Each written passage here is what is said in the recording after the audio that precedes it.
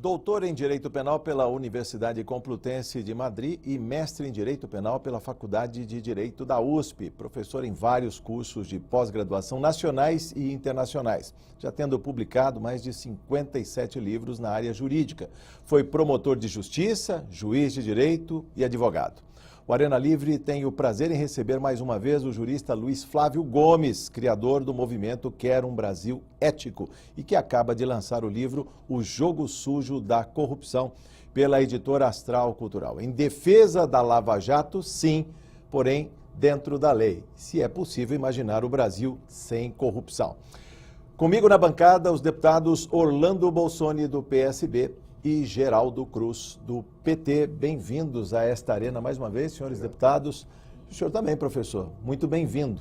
Eu quero que o senhor explique na abertura do programa o que vem a ser este movimento de um Brasil ético e principalmente sobre esta publicação, O Jogo Sujo da Corrupção. Li, absorvi muito do que está aqui, mas eu pergunto, como implodir um sistema político, empresarial, corrupto e que sobrevive há 5 séculos, como o senhor diz aqui. Essa tarefa de implosão do sistema não é só da Lava Jato, bem lembra aqui o professor, e sim de todos nós, toda a sociedade brasileira. E parece que tem uma data marcada para essa 18 de outubro de 2018, primeiro turno das eleições do ano de 2018. O remédio para a democracia, professor, é ela mesma? Bem, não dá para imaginar outro modelo político fora da democracia. Os países que estão tentando isso estão todos naufragando porque você fica fora do contexto globalizado. Então, a democracia está aí, vamos levá-la. Mas a democracia não é uma obra construída total, é sempre uma obra em construção. Todo dia a gente vai arrumando a democracia. Então, esse é o tema da democracia. O livro, O Jogo Sujo da Corrupção, é um livro que faz um flash sobre esse momento muito difícil do Brasil, porque a Lava Jato rompeu uma parede de concreto onde essa corrupção das elites dominantes do país, eu falo desta corrupção, a Lava Jato destampa o caldeirão e aí a cada pena que se puxa sai uma galinha, para homenagear o ministro Teori que dizia isso. A cada ponto que você vai, sai um mundo de problemas, um mundo de gente envolvido. O livro é isto, mas dizer por que veio a Lava Jato, o porquê que ela tem que prosseguir e o porquê que nós temos esperança. Eu sou um professor há muitos anos, sou sempre esperançoso. Aliás, ser brasileiro já é ser esperançoso por natureza. Então, tem futuro, dá para arrumar. O Brasil é a 10ª economia. No instante você arrumaria com uma gestão pública mais honesta e depois com a preocupação de combate à corrupção, combate às desigualdades e combate às injustiças. Rapidamente o Brasil bota o bonde no trilho. Vai embora o Brasil, é o Brasil do futuro que a gente quer, todo mundo sonha com este Brasil do futuro, mas que chegue logo esse Brasil do futuro, senão fica muito do futuro, nunca vem. Então, rapidamente a gente conserta. Agora, o ponto inicial é a Lava Jato. Ela está dando as pistas boas, porque está mostrando que as elites dirigentes do Brasil estão governando o Brasil de uma maneira muito criminosa. É esta perversidade deste grupo que ficou embrutecido, está embrutecido, não enxerga mais a realidade, eles só ficam roubando o dia inteiro, essas elites, os caciques, os grandes caciques políticos brasileiros, é deles que eu cuido, é eles que a Lava Jato está atacando, o livro cuida disso, eles ficaram embrutecidos para a realidade, não vê mais gente morrendo em filas, não vê mais gente morrendo em hospital porque não tem médico, não vê mais uma educação das crianças, que é uma educação de péssima qualidade, eles não enxergam mais nada, perderam a sensibilidade e perderam que a realidade não pisa mais no solo. Eles não pisam mais no solo. O cara que fica falando de corrupção, me dá 2 milhões para cá, como o AES, me dá 2 milhões para cá, me dá 150 milhões numa conta bancária que você pode usar. É muito dinheiro. Isso a gente perde a noção de realidade. Perderam a noção da realidade. Este é um livro que vai firme nós combatemos tudo isso, e o movimento que era um Brasil ético, exatamente, é um movimento que retrata as teses deste livro, exatamente. Deputado Orlando Bolsoni, Rio pertence... Como o doutor Luiz Flávio. Como o doutor, isso aí. Primeiro, uma honra estar aqui diante de um jurista, mas mais que isso, de uma referência de ética e de cidadania. Além de grande professor, grande juiz, promotor que foi, ele foi além. Hoje ele é um servidor, sempre foi um servidor do Brasil. Então é uma honra tê-lo conosco. É uma honra estar acompanhado do deputado Geraldo Cruz, embora nós tenhamos, às vezes, divergências só ideológicas, mas nós temos unidade de princípios. Então é uma honra estar aqui. E os temas que você sempre traz aqui.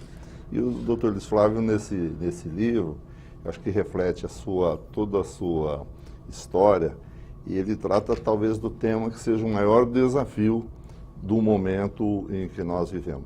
Mas eu quero quando trata da corrupção, mas eu quero fazer uma pergunta mais na questão também, doutor Luiz Flávio é um otimista, e essa fé que ele tem no país, no nosso futuro, como que nós construiríamos esse país que nós tanto sonhamos, e como fazer essa travessia. Como o senhor vê esse momento que o país vive e depois como fazer essa construção? Quais seriam os pilares? Eu sei que o senhor estuda educação. Quais seriam os pilares para a construção desse novo país? Deputado Bolsoni, eu diria o seguinte, no livro A Lógica, primeiro implodir o sistema, esse sistema da cacicagem que tomou conta dos partidos, tomou conta do país, e eles querem que tudo gire só em torno dos interesses deles. Então, isto tem que mudar. Ou seja, a cacicagem envolvida em corrupção tem que dar espaço para novas lideranças.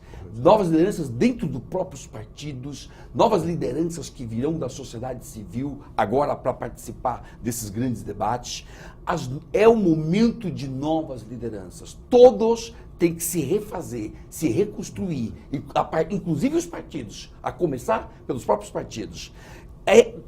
A Lava Jato está implodindo muitos, porque a Lava Jato está trazendo provas de muita corrupção desses caciques todos. Ou seja, eles deverão ser eliminados da política, serão eliminados da política, dá lugar para novos. Agora, essa responsabilidade não é só da Lava Jato, porque não é só a lei que vai colocá-los na cadeia e que o problema está resolvido. Não é verdadeiro. Preciso explicar isso para a população. A lei é importante, nós apoiamos, eu sou um apoiador desde que a Lava Jato não fuja da lei, porque de vez em quando também a Lava Jato sai da lei. Aí está errado. Eu já digo logo, já boto a boca do trombone nos meus vídeos, já condenando a Lava Jato. Não pode sair da lei. Agora, a Lava Jato é uma parte, nós, sociedade civil, eleitores, temos que fazer a outra parte. A outra parte é nas próximas eleições, nós tomarmos o cuidado de exatamente eliminar quem tem que ser eliminado da política e prestigiar quem tem que ser prestigiado. Mesmo os que estão na política, muitos sobreviverão. Vão sobreviver, não é que vai matar todo mundo, não. Muita gente sobrevive, porque não está aí envolvido nessas coisas. Então, pega os sobreviventes, mais novas lideranças que naturalmente vão aparecer, aí você reconstrói o Brasil com novas ideias, novas mentalidades. Mas tem um eixo para se trabalhar. Combate à corrupção, contínuo, combate às desigualdades e combate às injustiças. Se não for um candidato assim, os candidatos não forem assim, com certeza a população não vai dar mais apoio. Então tem que ir por aí. E descobrir o grande sonho no legislativo, seja para a Assembleia, seja para o Congresso Nacional, surgirão novos nomes e muitos nomes atuais vão sobreviver tranquilo a tudo isso, porque não tem implicações. Agora, No executivo as coisas são mais complicadas, porque o filtro é maior e os caciques, velhos caciques, não deixam espaço para novas lideranças. Então vai ser muito difícil achar um candidato à presidência da República que venha como novo, surgindo como novo. Vai ser difícil. Mesmo a governador do estado, não vai ser fácil descobrir candidatos. O executivo é mais complexo, porque o filtro é maior. No legislativo, o filtro é mais aberto. Eu creio que nós vamos renovar, implode o sistema e reconstrói o Brasil. Novas bases, nova filosofia. E ser mais honesto, meu. A questão é essa. A população quer governo honesto. Não adianta querer tergiversar e dourar a pílula. A população é direta e clara. Me põe um honesto aí, competente. Senão nós vamos tirar. A lógica que eu vejo é essa. Deputado Geraldo Cruz. Jorge, quero cumprimentá-los aqui, Obrigado. a direção inclusive da TV Assembleia, por trazer esse tema aqui tão importante, mas também trazer uma pessoa como o Dr. Luiz, e acho que isso traz um nível melhor aqui para esse debate e para a nossa TV Assembleia, que precisa discutir essas coisas no dia a dia.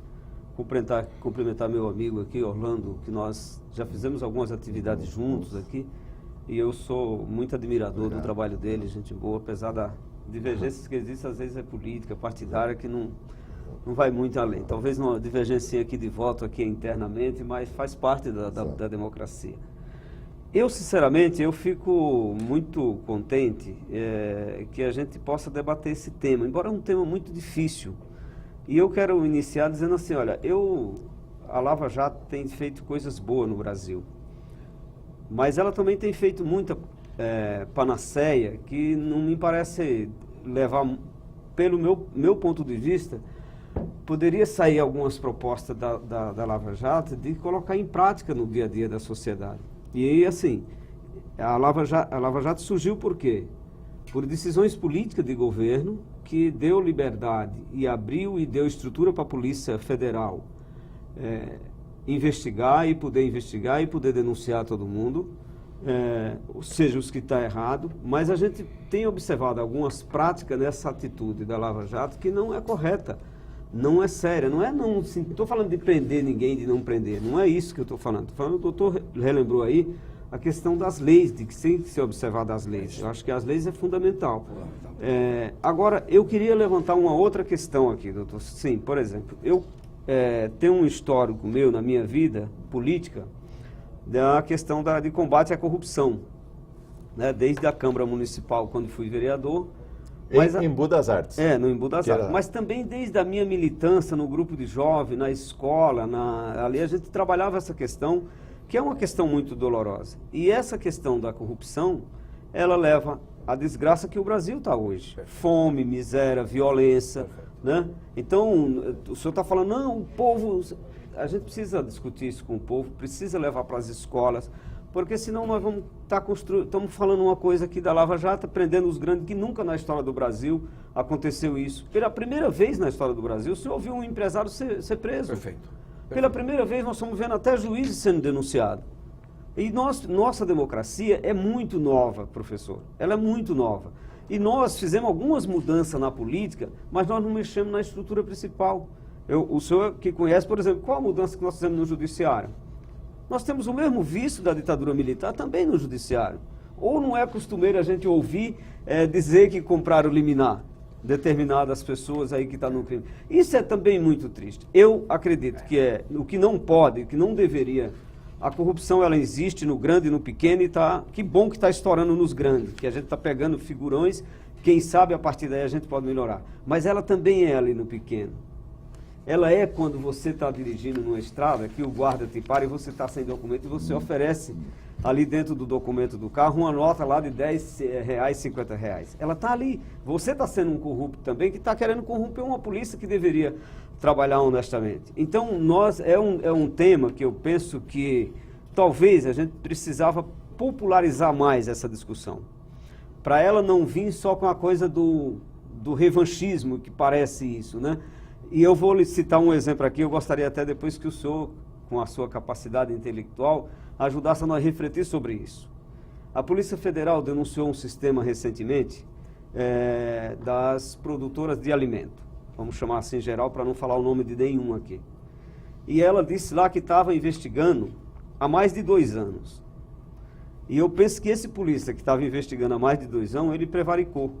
Que na primeira ocasião que ele percebeu que tinha produto estragado, ele deveria ter levado lá para a Anvisa, para a Vigilância Sanitária. E ninguém falou nisso. Olha, se uma pessoa está... Então, o que essa pessoa está buscando? Está buscando promoção, para sair na televisão, página de todos os jornais, que fez isso. Se ele tivesse feito o processo correto, de repente já tinha até fechado uma empresa dessa.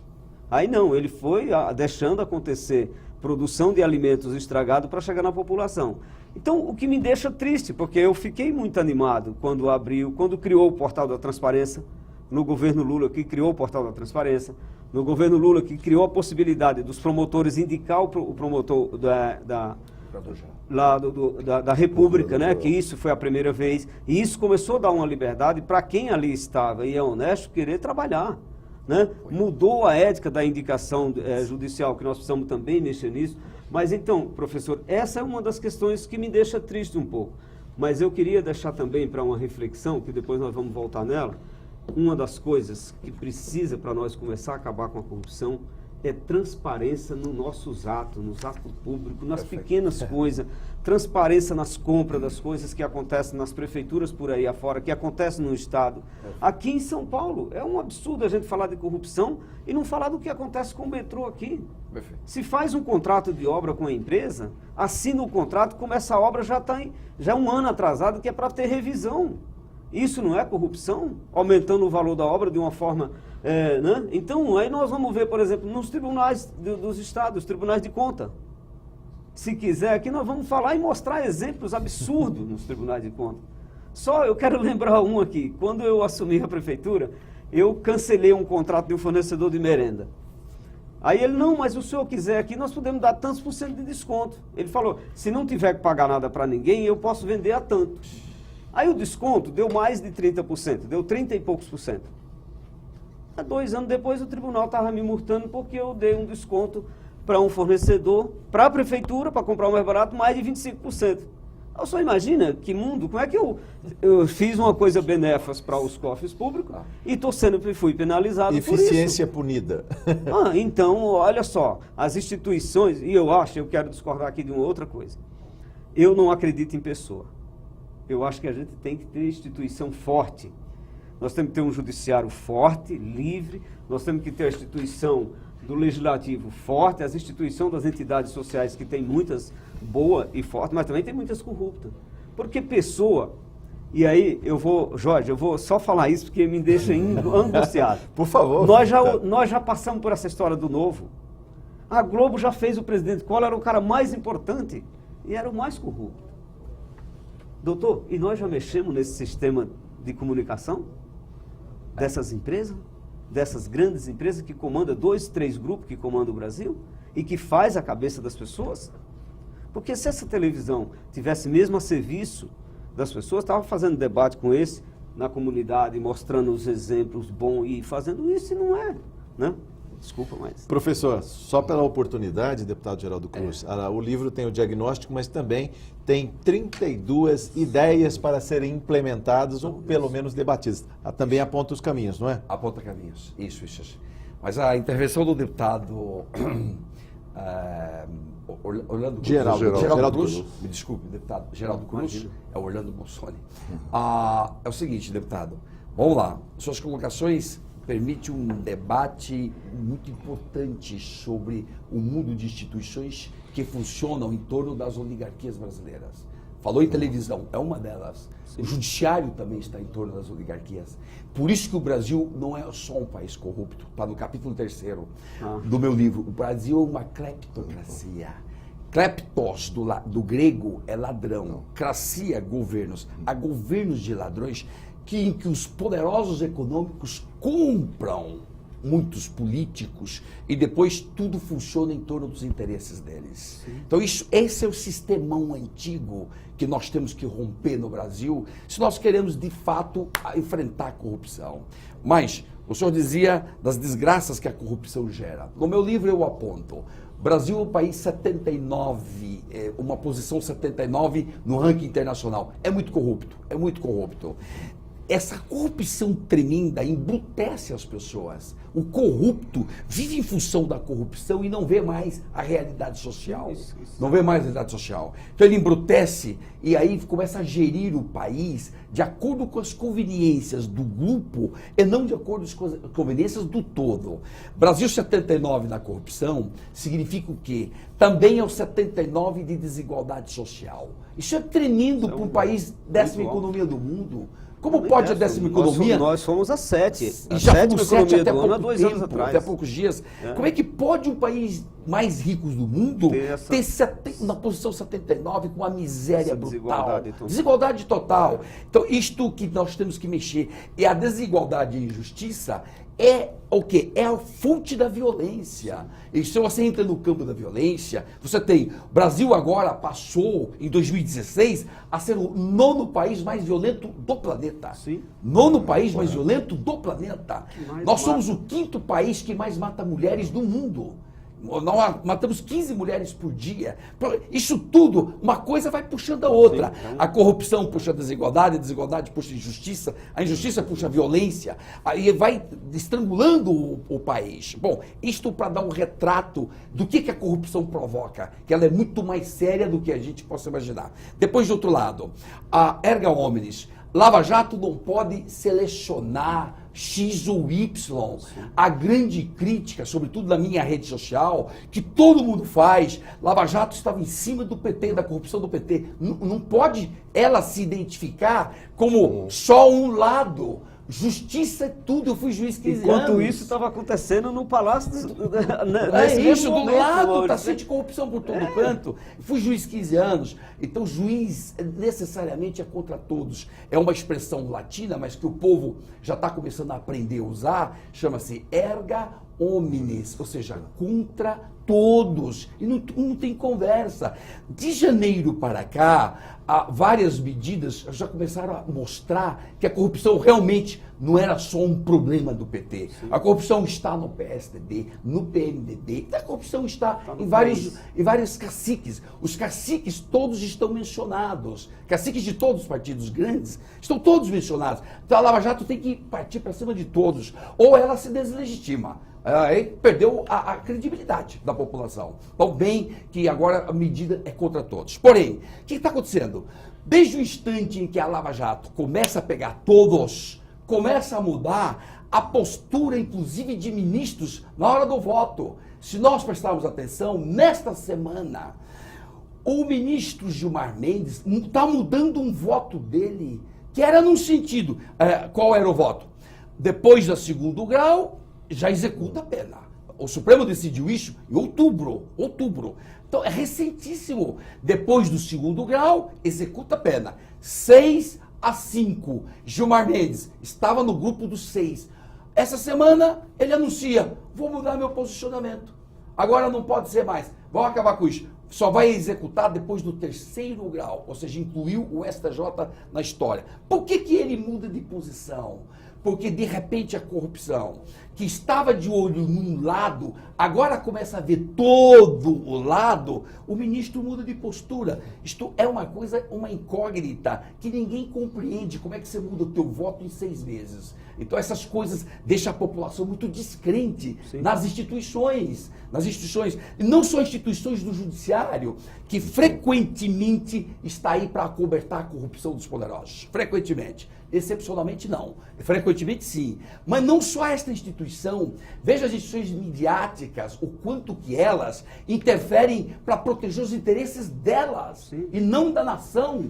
Eles não fazem discursos em favor do todo, não fazem discursos sensatos, prudentes, equilibrados. Eles discursam de acordo com as conveniências deles. Então, isto tudo tem que, a partir do debate Lava Jato, nós temos que, de fato, ampliar esses debates, porque tem muito mais coisas erradas nesse país. Não é só os caciques que estão roubando. Isto é uma coisa que agora todo mundo viu. Você está aí nos vídeos agora, todo mundo falando nos vídeos. Mas não é só isso.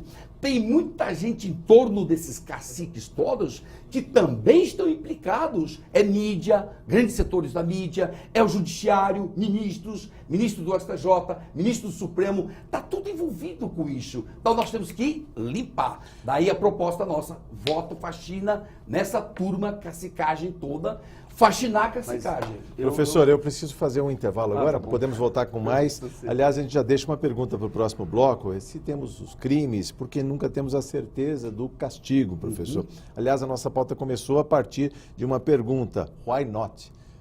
Por que não? Que era o nome da lancha que o bilionário da carne, né, da proteína animal, levou para os Estados Unidos. Ou seja, como a gente vai banir a corrupção da nossa sociedade se a corrupção compensa para alguns? Por que não? Essa que era a nossa pergunta, eu vou querer que o senhor nos ajude a respondê-la no próximo bloco do Arena Livre, que volta em instantes.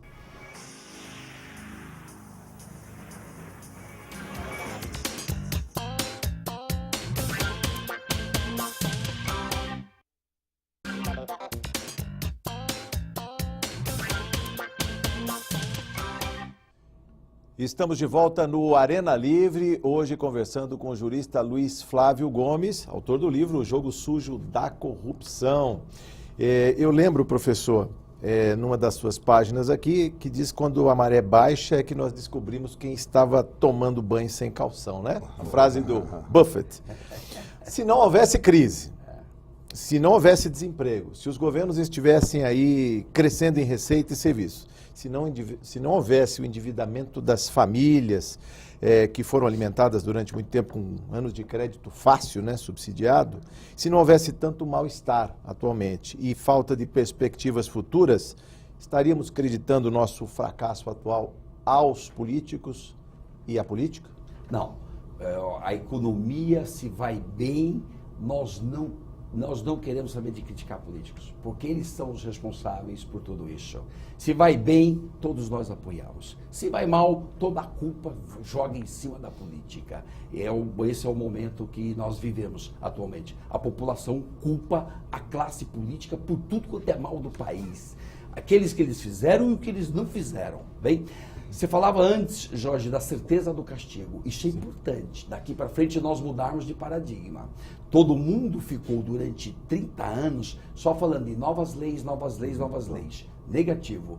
É aplicar as leis que estão aí. É trabalhar a nossa energia no sentido da certeza do castigo. Moro já condenou muitas pessoas há 1.400 anos, até semana passada, e o Moro não precisou de nenhuma lei nova para condenar, inclusive gente poderosa. Ou seja, ele impôs a certeza do castigo. É isto que precisa, não mais ficar modificando tanto as leis, né? Então, este é o tema que eu diria, a observação que eu faria. O único erro do Moro é que tinha que pegar todos. É que nós somos erga-homens, tem que pegar todos, não pode pegar só um partido político. Esse é o erro. Deputado Bolsoni. Nessa preocupação do senhor, tanto no livro quanto em toda a vida e todo o trabalho que o senhor realizou até aqui, questão do futuro. E ficam duas grandes preocupações. Uma, a operação, a Lava Jato se inspirou na operação Mãos Limpas. Então, o que aconteceu? E a Itália, houve um período em que chegou ao máximo e depois houve uma queda. Inclusive, o primeiro-ministro acabou sendo o Silvio Berlusconi, de tão triste memória. Então, essa é uma questão que eu gostaria que o senhor analisasse. O outro, novamente voltando para o futuro. Além das eleições, a questão da educação, a questão da desigualdade social, a questão social propriamente dita hoje, como que nós vamos equacionar e também como vamos resgatar a política, que seria a arte mais nobre de fazer o bem, até em conceitos do Paulo VI, de até encíclicas papais. Ok, deputado Bolsoni.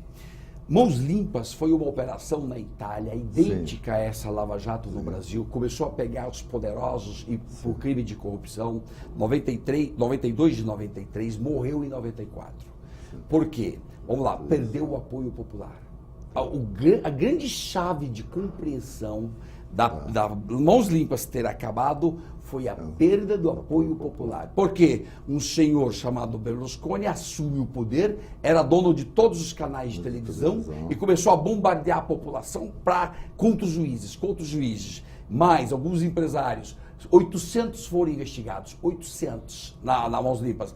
11 se suicidaram.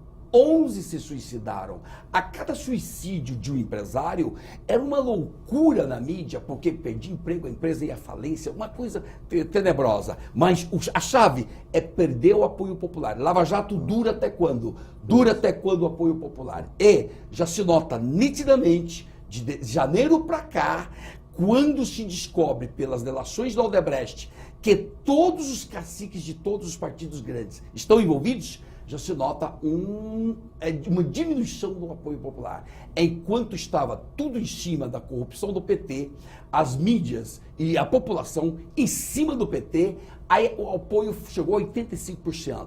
De janeiro para cá, o apoio vem diminuindo porque líderes que muita gente imaginava, gente boa, também está envolvido. E aí, naturalmente, está diminuindo. Se cair muito o apoio popular, Lava Jato vai acabar. Isso não é um bom exemplo da política com P maiúsculo. Isso a segunda parte da sua pergunta. Política com P maiúsculo é, em número 1, os políticos se livrarem da submissão ao econômico. Não pode um político vir para esta casa ou para o Congresso Nacional submetido a um poderoso tipo JBS que te comprou tua campanha e depois exige uma lei de sua.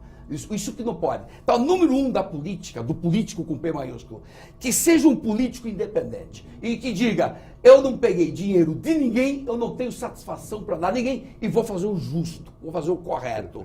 Porque a JBS comprou o apoio político e levou 10 leis para ela. A Odebrecht comprou o apoio político e levou 20 leis para ela, que eu relaciono no livro. Ou seja, aí está comprando um mandato parlamentar. Então, e número 1, é o político se desvincular do econômico, do mercado. Aí ele começa a fazer políticas públicas, as corretas. Menos corrupção, sobra dinheiro para políticas públicas.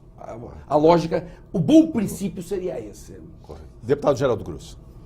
Bom, sobre esse ponto aí da população participar, eu penso que a gente tem que buscar novos instrumentos, apesar de ter leis bastante, mas nós não vemos vontade política com a transparência com as coisas públicas. E aí eu acho que isso desmotiva a população. Um outro ponto que nós estávamos tocando aqui no intervalo é exatamente o grau de miséria que nós temos hoje no Brasil.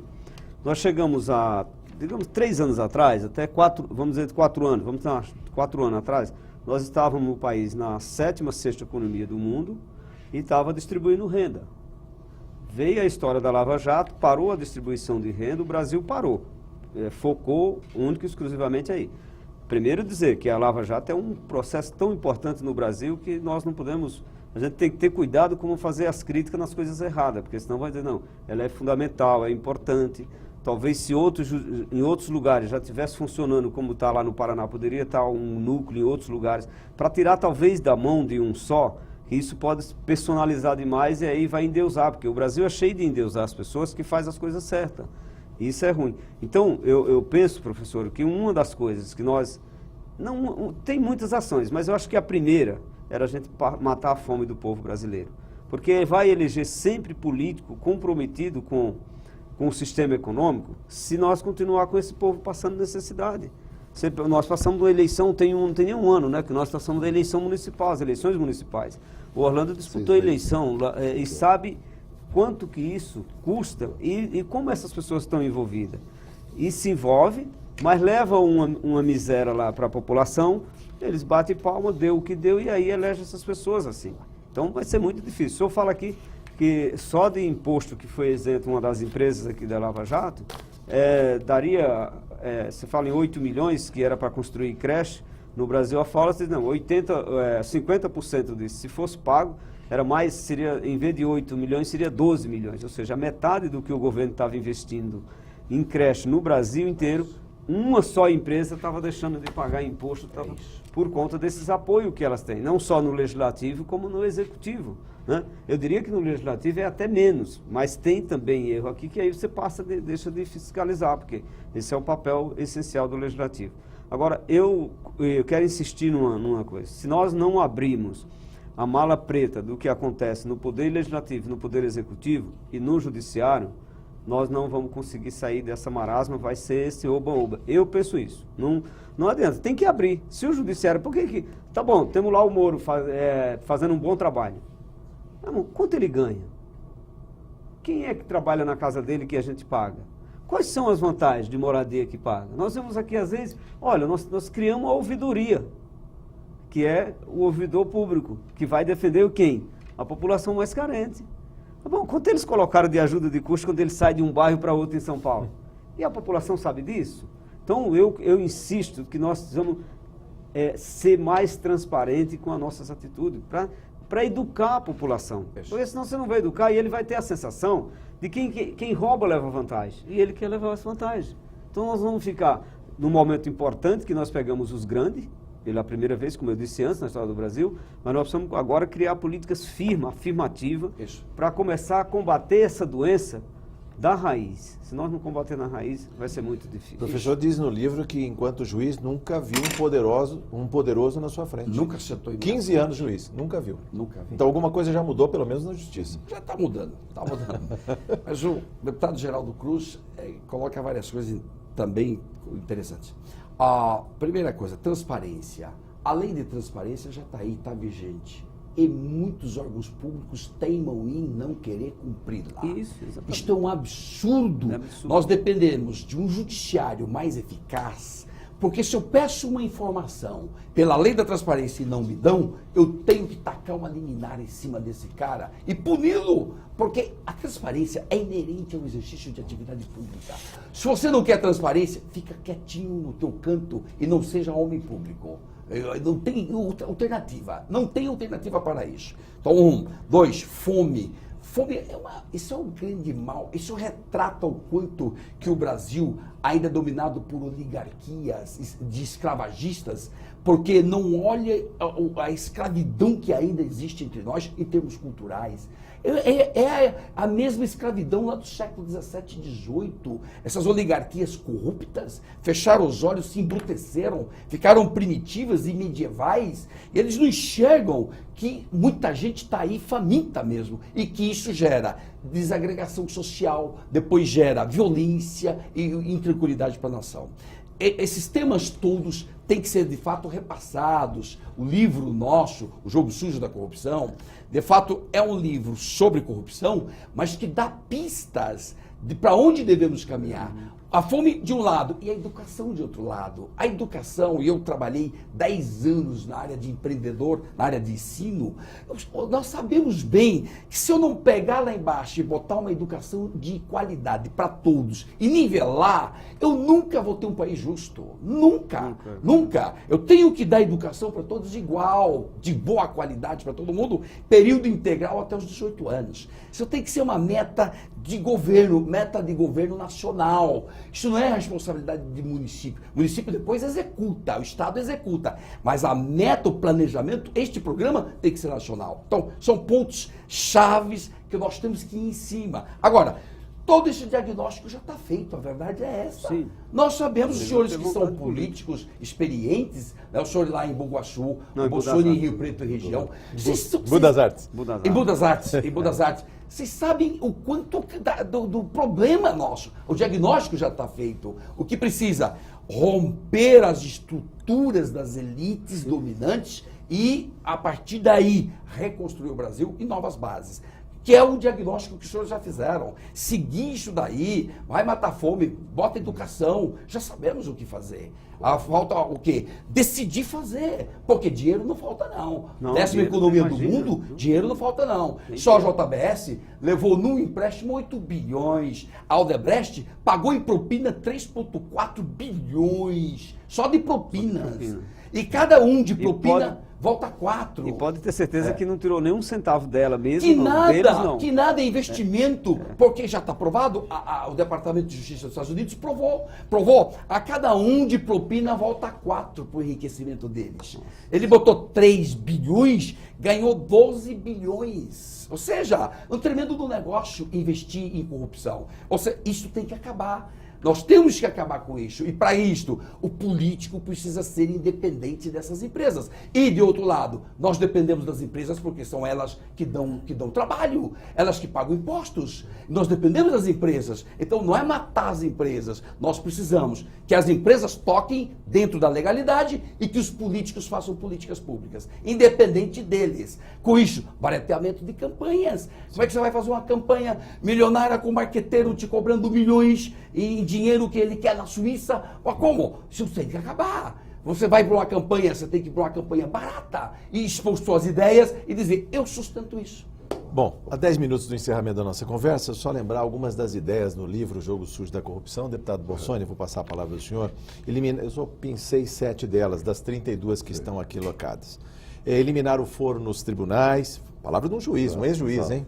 Redução drástica de cargos comissionados, reforço na transparência, o informante de boa-fé, não o delator, aquele que confessa um crime quando é pego, mas o informante de boa-fé. Regulamentar a figura do lobista, criar uma força nacional de combate à corrupção e proibir terminantemente o financiamento privado de campanhas. Deputado, sua palavra. Aproveitando até as próprias sugestões do livro, pedi ao doutor Fernando Luiz Flávio Gomes que ele comentasse 2 temas. Uma, a questão da colaboração premiada, se a colaboração vai descer também para o interior, para as primeiras instâncias, estados e municípios, se isso pode se tornar uma cultura e indo ao Supremo. Como que o senhor vê a condenação em segundo grau, se realmente ela já deve ser imediatamente aplicada ou se deve aguardar a chegada terceira jurisdição ao Supremo? Perfeito. Vamos lá. 2 coisas, então.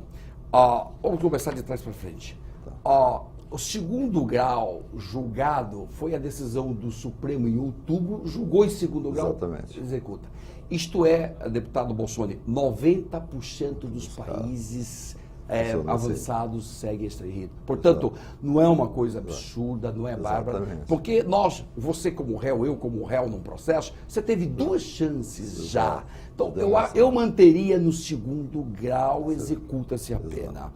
Claro, tem casos absurdos de uma injustiça brutal, que aí então você dá uma liminar para os casos absurdos, né? Não deixa executar, porque você percebe que é uma injustiça medonha aquele caso. Bom, isso de um lado. E o primeiro aspecto... A questão de descer do Supremo. Colaboração premiada. Isso. Colaboração pode premiada. se tornar uma cultura colaboração também, premiada nas pequenas cultura comarcas. Mesmo. A palavra corretíssima é cultura mesmo. Por quê? A colaboração premiada é da cultura americana. Eles já têm 135 anos de experiência nisso. Nós temos 3 anos de experiência nisso. É uma cultura, está mudando. E por que isto? Porque o pessoal da Lava Jato, esses jovens juízes, promotores, procuradores e delegados, estudaram todos nos Estados Unidos.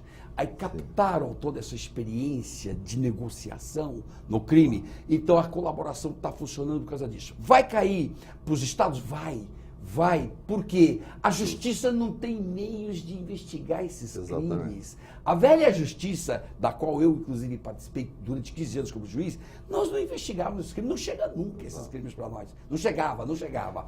Agora, pela delação, você consegue Será que chegar. o nível de resolutividade, por exemplo, dos Estados Unidos, me parece que resolve 90 de cada 100 casos, se deve à questão da colaboração Sem sombra de também? dúvida, hoje há estados lá que alcançaram, em 2016, 97% dos casos criminais, tudo se resolve na barganha, no acordo. Vamos resolver logo e liquidar. Então, essa cultura é uma cultura que vai se disseminar, é indiscutível, porque isso é razoável que seja assim. E muitas vezes até para o próprio réu é bom que seja assim. Exato. Bom, já que descobriu, eu tenho mesmo conta lá, tenho conta aqui, já vou falar logo, e faz um acordo, em vez de ficar 10 anos na cadeia, vamos ficar 1 ano na cadeia, mas eu colaboro com a justiça e trago as provas.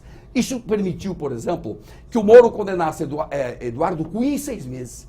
Quem é que condenou um cara que seria presidente da República, candidato pelo menos, já era citado? Quem é que condena esse cara em 6 meses? Só por causa dessa delação. Portanto, é um novo sistema de justiça que nós temos que preservar. De qualquer maneira, tem problemas aí, cuidado, porque não pode ameaçar pessoas. Exato. Senão anula Prender e tudo. obrigar a falar? Você vai anular tudo. É isso Isso que nós temos falado no livro, eu censuro isto duramente. Vai anular se você constranger a pessoa a falar. Né? Então o risco é este. Só com alguns cuidados, mas vai seguir este caminho. Ainda há tempo, deputado, uma breve consideração ainda. Uma pergunta e uma resposta. Vamos. Talvez uma das coisas que eu ia pedir para você falar era sobre isso que você fala de alto excesso da Lava Jato e esses pontos, quais são? Talvez um deles é esse que você está falando, deixa o sujeito preso lá, 6 meses e ele é apavorado para sair, vai lá. Olha, vamos começar assim, deputado Geraldo Cruz. Vamos começar assim. O saldo da Lava Jato é muito positivo. Entre as virtudes e os vícios, defeitos, o saldo é muito positivo. Moro está com um saldo muito positivo, mas cometeu erros crassos. Eu aponto no livro e escrevo. Por exemplo, as conduções coercitivas. Não é isso que está na lei. Não é isso que está na lei. A lei diz, intima a pessoa, não veio, aí conduz coercitivamente. Moro inverteu, vai direto na condução coercitiva. Não é assim. O Supremo, inclusive, vai decidir isso nos próximos dias. Bom, esse é um ponto. Divulgação de coisas que estão ali. Sim. A lei é clara. Eu só posso divulgar depois que tem denúncia. O processo já está andando. Fora disso, eu não posso. Moro chegou a divulgar diálogos de parentes da dona Marisa com ela. O que isso importa para a nação saber que uma sobrinha falava para outra? Isso não importa nada. Não pode divulgar isso. Então, erros que ele cometeu, crassos. Por alguns ele está respondendo no CNJ. Inclusive, essa semana tocou um processo contra ele lá no CNJ. Então, Moro tem algumas coisas que fez equivocadas, erradas. Não pode. E por que não pode? Porque você faz errado, eles anulam. Nós estamos falando do crime mais poderoso do Brasil. Gente poderosa. Eles vão anular. Então não é para errar. Não pode errar. Tem que seguir a lei rigorosamente dentro da lei. Moro tentou investigar um jornalista. Jornalista tem sigilo de fonte. Jorge, que é da área, sabe bem. Eu vou informar minha fonte. Agora, o Moro tem uma virtude. Quando a gente apontou o erro e eu fiz um vídeo, Moro está errado. Não faça isso, investigar jornalista. Ele voltou atrás. Então, essa é uma grande virtude dos humanos, que são humildes. Ou seja, volta atrás de eu errei, ponto, acabou, eu errei. Então, algumas virtudes e vícios estão aqui no livro, eu narro tudo isso, eu relato tudo isso. E espero que a Lava Jato se firme dentro da lei, porque ela pode reconstruir o Brasil, dar as pistas para nós de reconstrução do Brasil, onde essas oligarquias que são corruptas e que nos governam, são o quê? Toda esta perversidade das elites governantes, isso tem que acabar. E tem que trocar tudo. E os partidos têm que se renovar por completo. As novas lideranças dos partidos, não necessariamente é gente jovem de idade. Não é isso, não. Novas lideranças não é idade. Isso não está ligado à idade. Novas ideias. Ideias, nova política, para fazer política com P maiúsculo, como disse o deputado Bolsonaro. Já não há mais tempo para considerações, perguntas, mas as considerações finais aqui. O agradecimento do deputado Orlando Bolsoni. Todo encontro com esse jurista, e falam mais que isso, um exemplo de ética e de cidadania, é uma aula, um aprendizado. Uma honra, Assembleia, tê-lo conosco, e eu sou um homem de fé. Que Deus o proteja sempre nessa sua caminhada, que o senhor é uma das pessoas, referências hoje do país. Deputado Geraldo Cruz. Mais uma vez agradecer a oportunidade de falar de um tema que é tão prejudicial para a população brasileira. E é importante que discutimos isso e que, se você puder fazer essa discussão na sua escola, na sua casa, o faça com ação, com atitude, que é só assim que nós vamos acabar com esse mal que deixa todos nós com muito sofrimento, principalmente a população mais pobre. Acho que, por fim, Jorge, dizer que tenho certeza que o livro vai apontar muitas pistas, como nós saímos disso, mas, doutor, eu quero agradecer pelo seu posicionamento muito correto, está certo, nós temos que olhar a corrupção ao todo, infelizmente nós temos mais corrupto ainda que ainda não foi divulgado e vai aparecer mais. Tomara que a Lava Jato não pare e que ela tome um caminho correto da luta ser contra a corrupção e não ser uma luta de políticas partidárias ou desse ou daquele projeto político, mas seja uma luta de acabar com a tal da corrupção. Perfeito. Estamos juntos. Professor, o que faltou dizer? Só temos 2 minutos para encerrar nossa conversa. Vamos falar do livro e desse país do futuro, né? que o senhor aponta, inclusive, um Brasil sem corrupção. Isso é possível? Ah, não. Tem que ser possível, porque a população clama por isto hoje, Jorge. Todo mundo quer um país decente, que possa cada um trabalhar e que teu filho esteja numa escola decente. É isso que a população quer. Não tem segredo, a gente não está pedindo. Ninguém pede para a gente construir uma cidade na Lua. Ninguém está pedindo isso. Você está pedindo coisas básicas que o homem público tem o dever de fazer e a população tem o direito de pedir. É só isso. Desce a economia do mundo, bota o bonde no trilho e o Brasil vai embora. E assim, enquanto houver cavalo para montar, São Jorge não anda a pé. Ou seja, se os corruptos têm onde montar, eles vão continuar montado. Nós temos que dizer não. Aí Karnal, para encerrar com Karnal. Karnal diz assim, o povo que não exerce suas virtudes acaba sendo escravo. Quais virtudes? Virtude de falar, de exigir transparência, virtude de dizer, está errado aqui, acertou ali, mas o Moro não faça esse de errado, mas o Moro tem um saldo positivo. Essas virtudes têm que ser exercitadas. A desgraça maior, que quem não exerce virtude, o povo acaba sendo tratado como gado e às vezes tem nas costas uma marca chamada Friboi. Isso nós não podemos aceitar. Mas chega, nós não queremos mais isso. Chega intolerância zero contra a corrupção. Bom, chegamos ao final. Você também dialoga conosco nas redes sociais ou pelo e-mail arenalivre@al.sp.gov.br. Professor, muito obrigado por seus esclarecimentos. Volte mais vezes para um debate tão profícuo quanto esse. Muito obrigado. Obrigado à presença dos deputados. Muito obrigado por sua audiência. Até o próximo Arena Livre. Eu espero você.